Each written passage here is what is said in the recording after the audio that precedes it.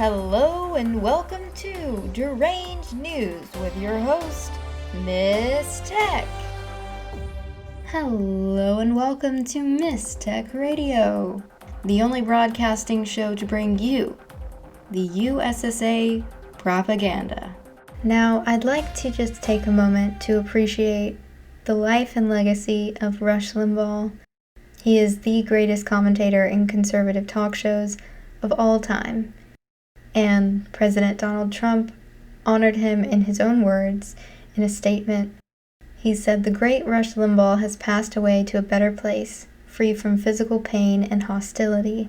His honor, courage, strength, and loyalty will never be replaced." Rush was a patriot, a defender of liberty, and someone who believed in all of the greatness our country stands for. Rush was a friend to myself and millions of Americans, a guiding light with the ability to see the truth and paint vivid pictures over the airwaves. Melania and I express our deepest condolences to his wonderful wife, Catherine, his family, and all of his dedicated fans. He will be missed greatly. Of course, leftist trolls took to Twitter to do what they do. Yes, party of love, everybody. Can't you just see the anti-fascist, anti-hate narrative that they have? Now let's just see how the president reacted when he first heard the news that RBG had just died. Yeah.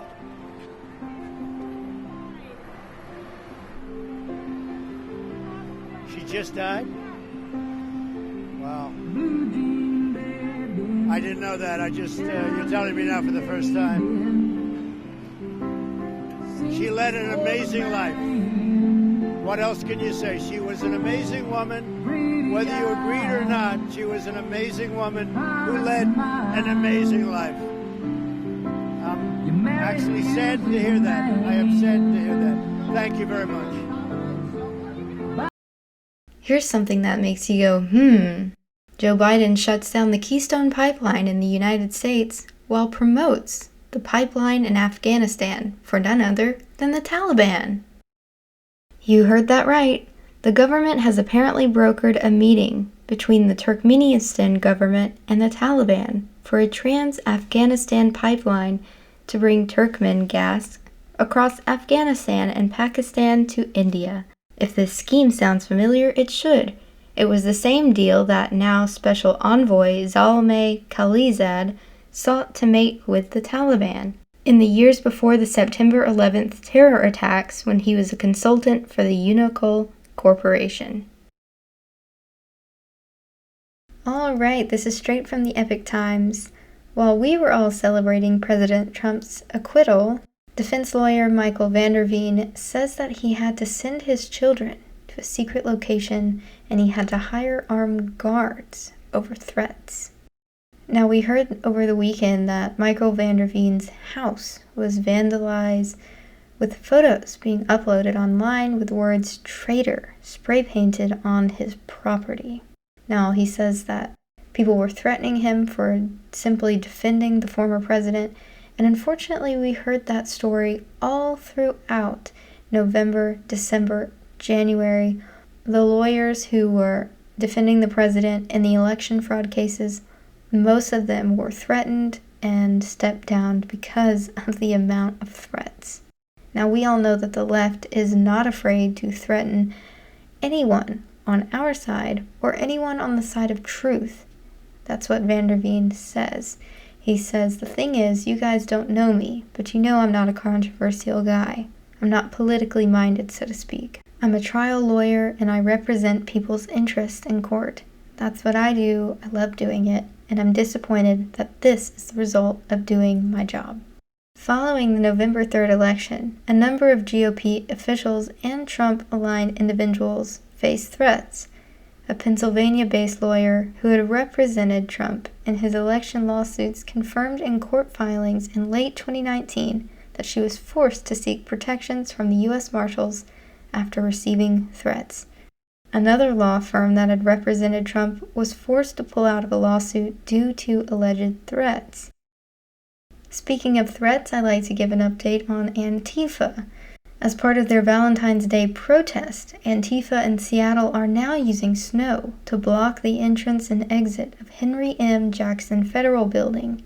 Yesterday, they did the same thing to stop police vehicles at the East Precinct from responding to calls. Yes, nothing says stopping fascism and stopping police brutality like putting innocent lives in danger. They talk about our protest hurting people. Well, that is directly hurting people. But of course, none of these fascist tactics from Antifa have been reported on, just like Daniel Baker of Tallahassee, Florida.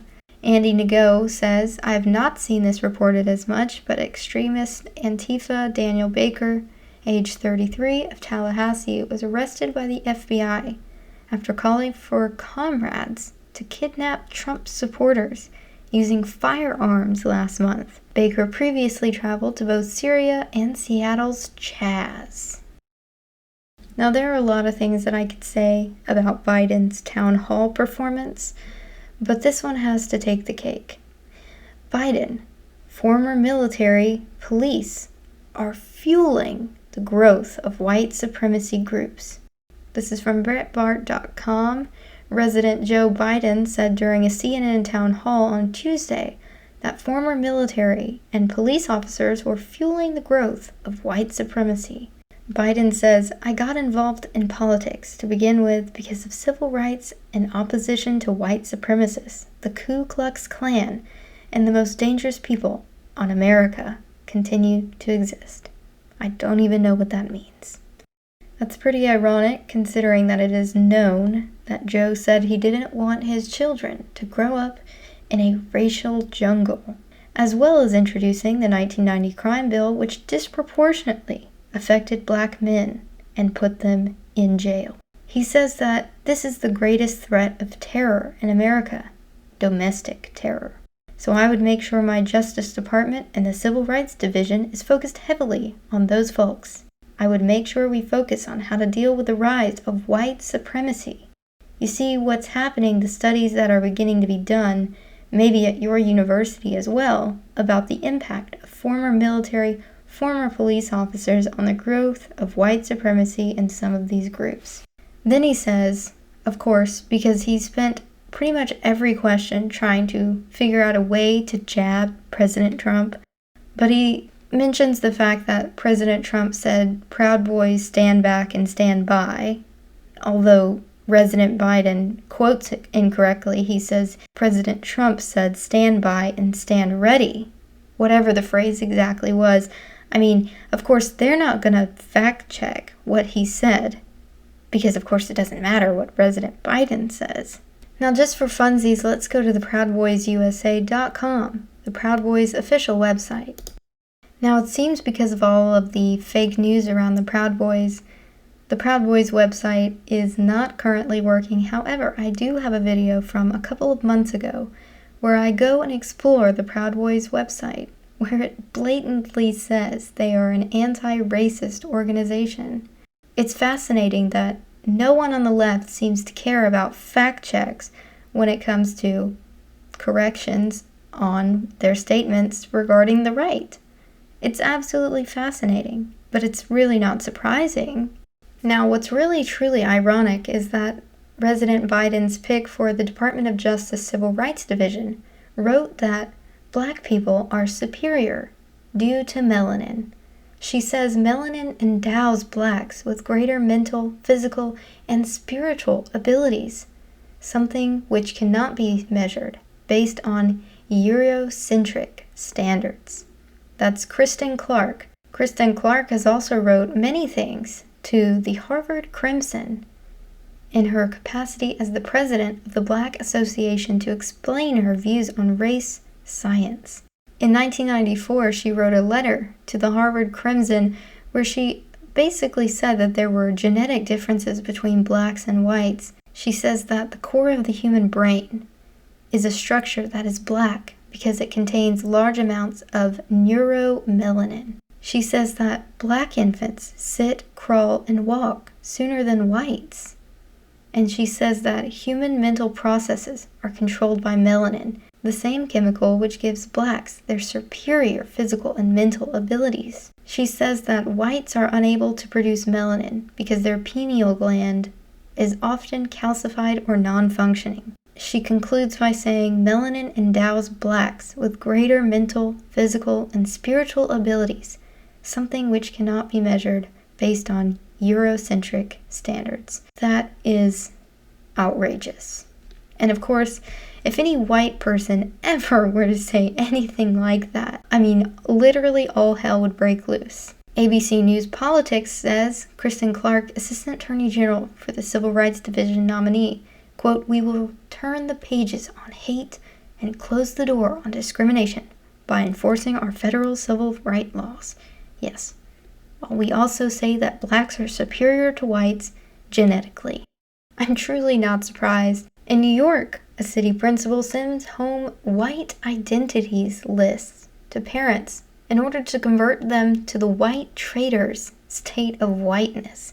I mean, can you believe this? I can, because it's from someone with a critical race theory degree. Critical race theory watchdog Christopher F. Rufo reported on Monday that the principal of a New York school sent a list of white identities to white parents so that they could try to convert themselves from white supremacists to white abolitionists. The Eastside Community School teacher even included a white supremacism spectrum for parents to self-identify. Yeah. According to them, these are the 8 white identities. There is a regime of whiteness, and there are action-oriented white identities. People who identify with whiteness are one of these. It's about time we build an ethnography of whiteness, since white people have been the ones writing about and governing others. Wow, it's almost like you can sense the hostility. The first one is a white supremacist, second one is a white voyeurism, white privilege, white benefit, white confessional, white critical, white traitor, and finally, a white abolitionist. This is repulsive. This is demeaning, derogatory, racist. This is racism. For goodness sake, this is racism staring in your face. Turning Point USA says, "Today I learned that you don't need to be white to be a white supremacist. All you have to do is disagree with a leftist." Now let's check out some of President Biden's town hall gaffes. Or were they gaffes? Was this him being serious? I think so. Everybody knows I like kids better than people. Everybody knows I like kids better than people. Everybody knows I like kids better than people. The biggest thing, though, as you remember, when you and I shouldn't say it that way, as you remember, but when you and I talked last, we talked about, it's one thing to have the vaccine, which we didn't have when we came into office, but a vaccinator. How do you get the vaccine into someone's arm? You have, over the years, over your career, you've already spent a great deal of time at 1600 Pennsylvania Avenue, except now you're living there and you're president. It's been 4 weeks. What's it like? How's it different? I get up in the morning, look at Joe and say, where the hell are they?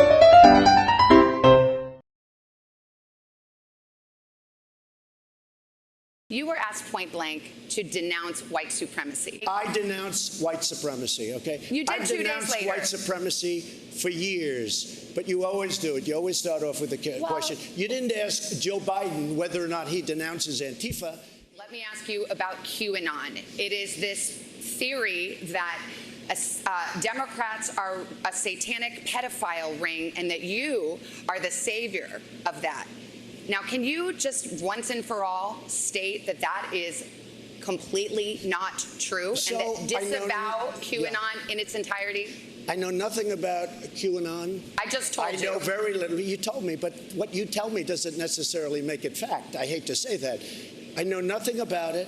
I do know they are very much against pedophilia. They fight it very hard, but I know nothing about it. They believe it is a satanic cult run by the deep state. Study the subject. I'll tell you what I do know about.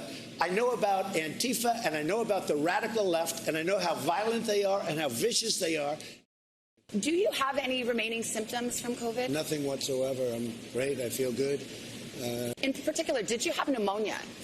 Well, I'll tell you what happened. I didn't feel good. I didn't feel strong. I had a little bit of a temperature. The doctors at the White House are fantastic, as you can imagine. They really didn't want to take a chance, and they said, let's go to the hospital. I said, that's okay. I'm going to, respond to what you say.